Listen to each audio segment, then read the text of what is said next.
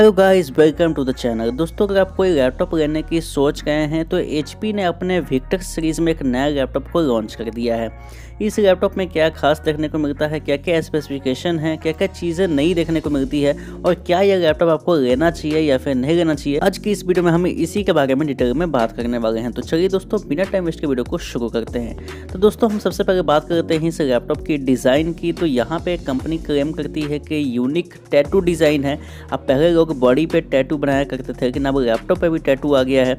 अगर आप नीचे की तरफ देखेंगे हिंज की तरफ, तो यहाँ पे आपको एक टैटू सा नजर आएगा। इसी के साथ यहाँ पे वाइड रियर फेंट डिजाइन भी देखने को मिलता है। यहाँ पे विजुअल्स फ्लेयर को ऐड किया गया है और बताया जा रहा है कि जो थर्मल्स है उसको पहले से इन्हेंस्ड किया गया है, उसकी एफिशिएंसी को बढ़ाई गई है।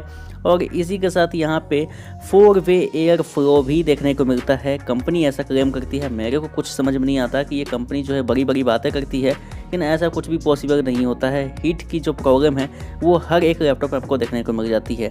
4 हीट पाइप्स यहाँ पे कंपनी बोलती है कि डिज़ाइन किया गया है। 4% लॉन्गर फिन लेंथ दिया गया है। 33% फैन साइज को बढ़ाया गया है इसके जो प्रीडिसेसर है उससे।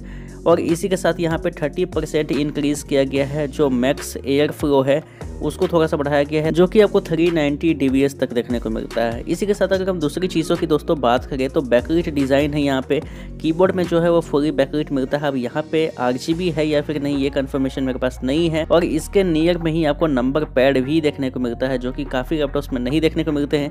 अब ये इसलिए है क्योंकि ये लैपटॉप 16.1 इंच का है। और इसी के साथ यहाँ पे जो टच पैड है उसको भी थोड़ा सा बड़ा किया गया है, ऐसा कंपनी यहाँ पे क्लेम करती है एज पर HP। इसी के साथ दोस्तों, अगर हम बात करें स्पेसिफिकेशन की, इस लैपटॉप में और क्या क्या खास चीज़ देखने को मिलती है, तो सबसे पहले जो एक चीज़, इसकी जो हिंज है वो मिडिल में दी गई है। और ये जो मिडिल हिंज है वो मेरे को बिल्कुल पसंद नहीं है। इसके कारण क्या होता है कि जो लैपटॉप की हिंज है वो जल्दी ख़राब हो जाती है, क्योंकि पूरे डिस्प्ले का जो लोड है वो बीच में ही देखने को मिलता है। तो ये थोड़ी सी दिक्कत वाली बात है। इसी के साथ अगर हम दोस्तों बात करें यहाँ पे प्रोसेसर की, तो Ryzen 5 मिलता है लेटेस्ट 5600H के साथ, जिसमें आपको 6 कोर्स 12 थ्रेड देखने को मिलते हैं। तो इससे रिलेटेड आपको कोई भी दिक्कत नहीं होने वाली है। 3.3 GHz to up to 4.2 GHz तक क्लॉक स्पीड मैक्सिमम जाती है। 16.1 इंच का डिस्प्ले है, जो कि फुल एचडी प्लस रिजोल्यूशन को सपोर्ट करता है और कंपनी इसे फ्लिकर फ्री डिस्प्ले कहती है। 250 इंच की ब्राइटनेस है। 45% NTSC का सपोर्ट है, यानी आपको जो है वो कलर एक्यूरेसी जो है वो 100% नहीं देखने को मिलती है। 62% या फिर 62.5% होगी आई थिंक मेरे हिसाब से। 137 PPI कलर गैमेट का सपोर्ट है। यहाँ पे बात करें रैम और स्टोरेज की, तो 8GB की रैम है 3200 MHz वाली, और 32GB तक आप इसको एक्सपेंड कर सकते हैं। स्लॉट्स यहाँ पे दिए गए हुए हैं। 512GB की SSD है, जो कि PCI NVMe को सपोर्ट करता है, और M.2 का आपको स्लॉट भी देखने को मिल जाता है। 4GB की यहाँ पे ग्राफिक्स है 1650। अब दोस्तों यहाँ पे एक बात ध्यान देने वाली है कि यहाँ पे आपको 4 वेरिएंट देखने को मिलते हैं।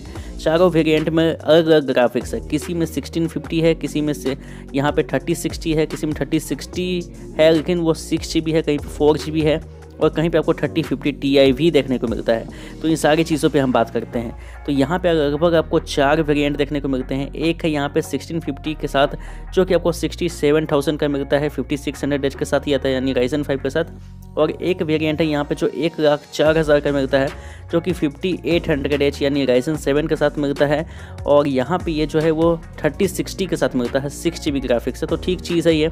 144 हर्ट्ज़ का पैनल मिलता है यहाँ पे, और बाकी सभी में आपको 60 हर्ट्ज़ का ही मिलता है। 16GB की रैम यहाँ पे मिलती है। और एक है यहाँ पे 73,000 का, जिसमें आपको 8GB की रैम है, 512GB की SSD है, और ये Ryzen 5 के साथ आता है, और 4GB की ग्राफिक्स है 3050।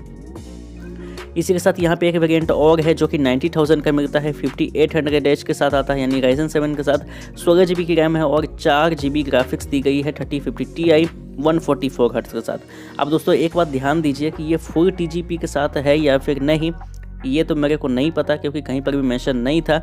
अगर फुल TGP के साथ होगा तो आपको जो है वो परफॉर्मेंस काफ़ी अच्छा मिलेगा 3050 Ti में या फिर 3050 में। यहाँ पे जो सबसे अच्छी चीज़ लगी मुझे यहाँ पे कि जो 73 वाला जो मॉडल है 73,000 का, वो ठीक है यहाँ पे, और 90,000 का। बाकी मेरे को एक भी पसंद नहीं आया प्राइस के अकॉर्डिंग। इसी के साथ दोस्तों अगर हम बात करें बाकी चीज़ों की, तो Wi-Fi 6 है, ब्लूटूथ वर्जन 5.2 का सपोर्ट है, और यहाँ पे गीगाबीट डेटा रेट का भी यहाँ पे सपोर्ट मिलता है। मीगा कास्ट को सपोर्ट करता है, यानी कॉम्पिटेबल है। और डुअल स्पीकर है, 70 वाट आवर की बैटरी है, 4 से बैटरी है, 2.4 kg के ऊपर आता है। तो दोस्तों यही थी कुछ चीज़ें इस लैपटॉप के बारे में जो कि मैंने आपको पूरे अच्छे तरीके से बता दिया है। फिर भी अगर आपको कोई डाउट है या फिर सजेशन है तो आप हमें कमेंट कर सकते हैं। अब इसकी जो रेट है वो काफ़ी कम रखी गई है। अब हो सकती है कि प्राइम डे के वजह से इसकी रेट जो है वो कम हो, आगे सेल खत्म होने के बाद इसकी रेट थोड़ी सी बढ़ जाए, इसके लिए मैं श्योर नहीं हूँ। तो दोस्तों मैं आपसे मिलता हूँ किसी और वीडियो में नेक्स्ट टॉपिक के साथ, तब तक के लिए गुड बाय।